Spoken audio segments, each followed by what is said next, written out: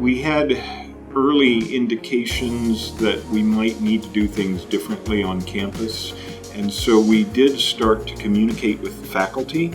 We started to communicate with our tech support folks who did a phenomenal job of starting to develop resources in what we thought was the unlikely event that we might have to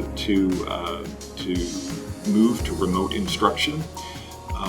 And we talked to faculty about trying to front load content with their students, things that would require interpersonal interaction, so that we might have some flexibility if we were to have to adapt. From the research point of view, it created complications because the students were not available on campus to come and do their research. So a lot of those activities also transitioned to working from home or online activities.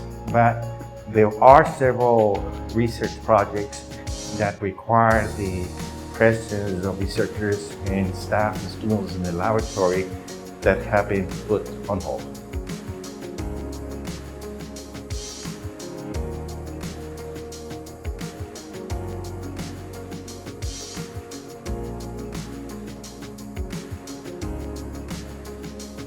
The faculty have been phenomenal. They've been doing things that we didn't think were possible before the transition was necessary.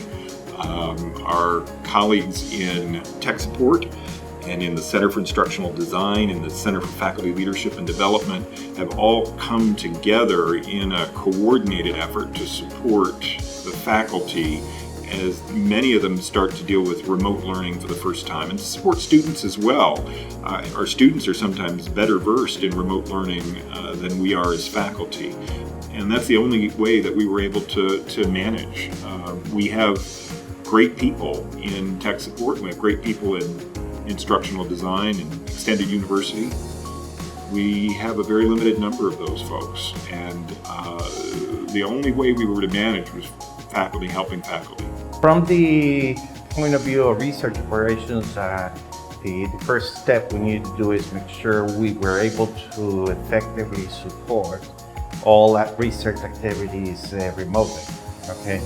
Fortunately, the research office at UTEP is very well suited for working remotely, since everything we do is electronically through web pages. We don't handle paper.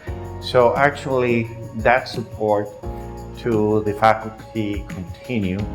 So the operations of the grants management have been no problem at all.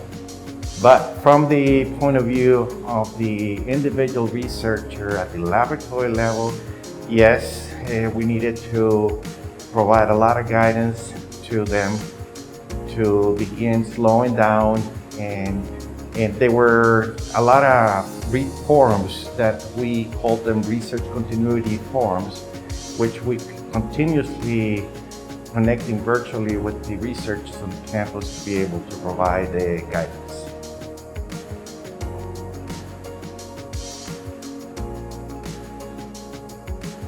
Well, one thing that I've alluded to is that we learned a lot about the resilience of our faculty and our students that we never anticipated.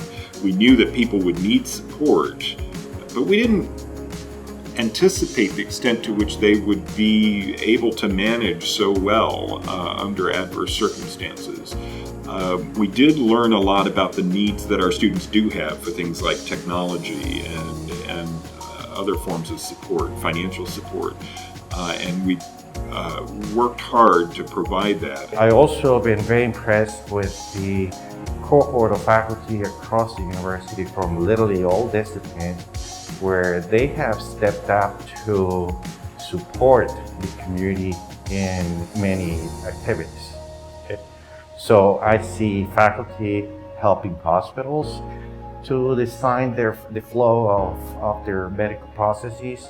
I've seen folks from theater and dance, for example, offering to support manufacturing PPEs for the community, many, and we have seen also many research proposals that have gone out that address the COVID-19 situation.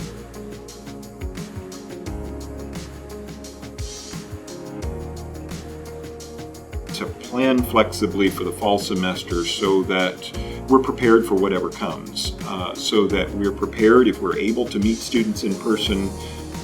But if we're in an unfortunate situation where we can't do that, we're prepared to do really innovative things online that will not only allow our students to continue their academic trajectory, but to allow them to do that in an excellent way. We should accept the situation. Okay?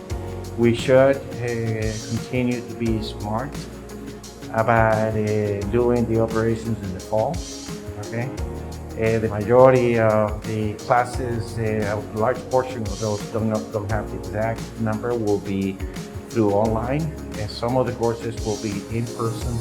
So I believe we will be able to minimize the number of people on campus in the fall. Okay? But we need to learn how to manage that situation effectively, minimizing any risk to our students and employees that come to campus.